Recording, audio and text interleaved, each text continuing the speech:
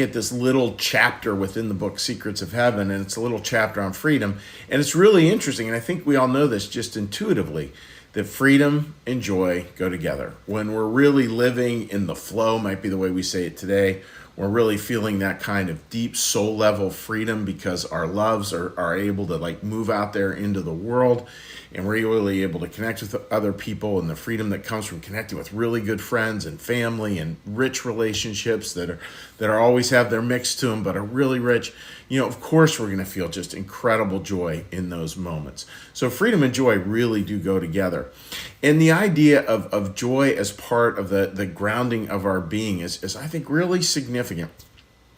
And I want to talk about this for a minute. I've been reading a wonderful book by Richard Beck, and it's called The Shape of Joy. And he starts out the book with a rather provocative concept, which is, he said, our life, the way our lives will unfold, really is most about what we do with the worst day of our lives, not what we do with the best.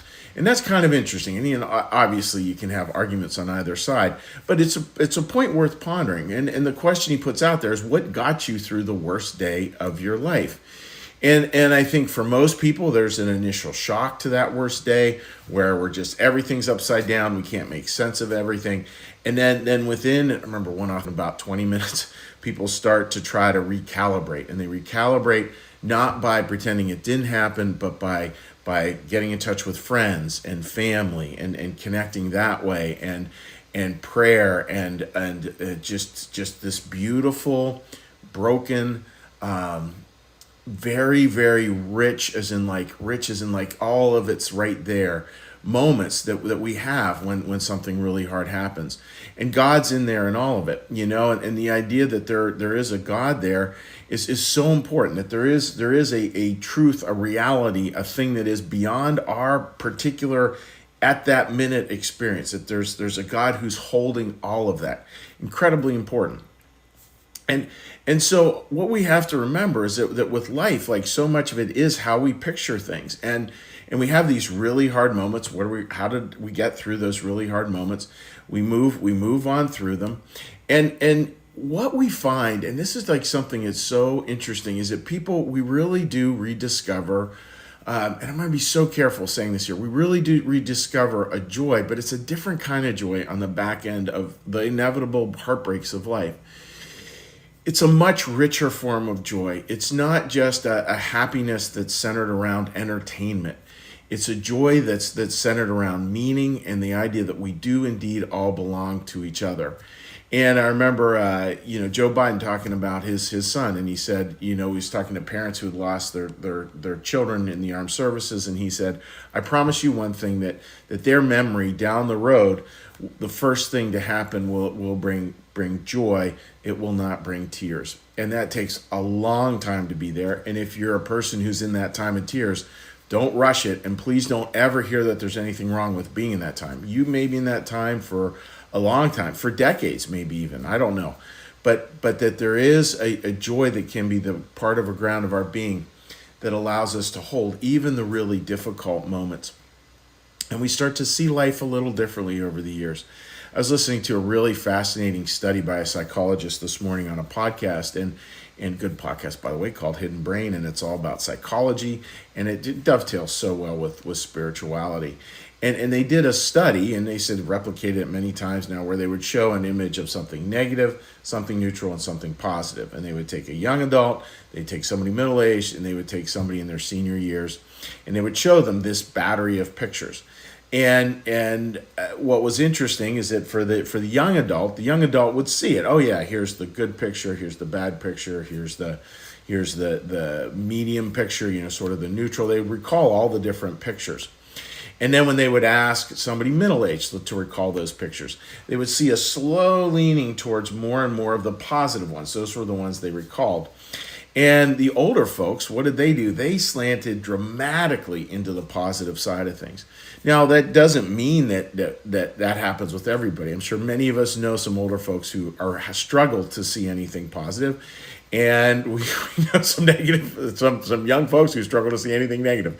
But it's a tendency. And I think that's because we sort of come to this beautiful realization, Teresa of Avila, all will be well in all manner of well.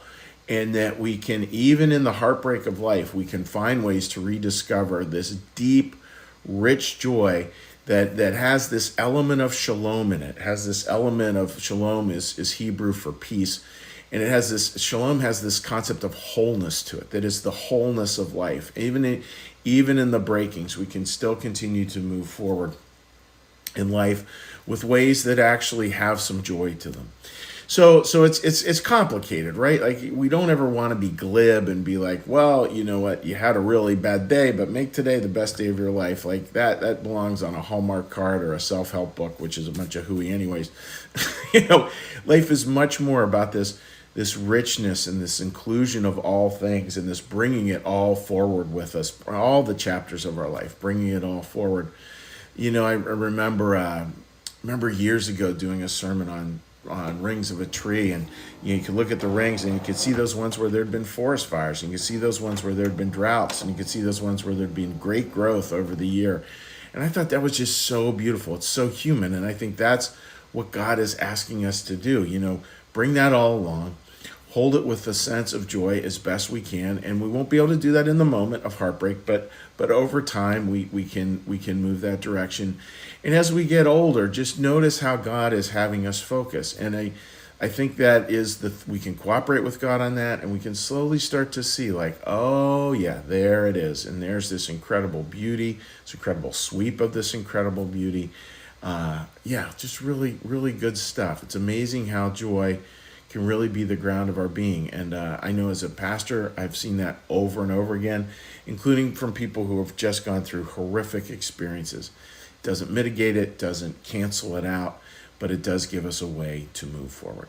So that is the thought for today, friends. And what we're going to do is we're going to do a little breath. We're going to do a little meditation. We're going to do a little prayer, and we'll say hi to folks on social media. Just a reminder that tonight we start our group, Finding Chica, at 7 p.m. Eastern Standard Time. It'll be running for 3 weeks, 1 hour at a pop. We'll be doing it online. We have a lot of people signed up, and there's always room for one more. So if you want to sign up at the last minute, that's fine. Just shoot me a note. You can shoot me a text at 215-740-3662, and we'll get you all enrolled. Don't worry about having read the book. It's really about having good conversation, to be honest. All right, friends, let's get a little breath and listen to the prayer bell.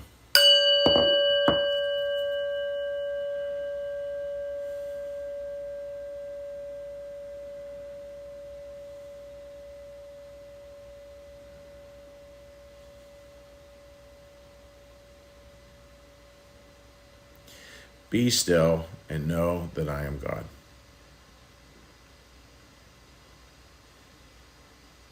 Be still and know that I am. Be still and know that I. Be still and know that. Be still and know. Be still and. Be still. Be.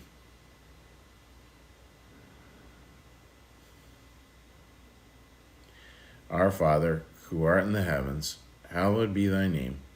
Thy kingdom come, thy will be done, as in heaven, so upon the earth. Give us this day our daily bread, and forgive us our debts, as we also forgive our debtors. And lead us not into temptation, but deliver us from evil.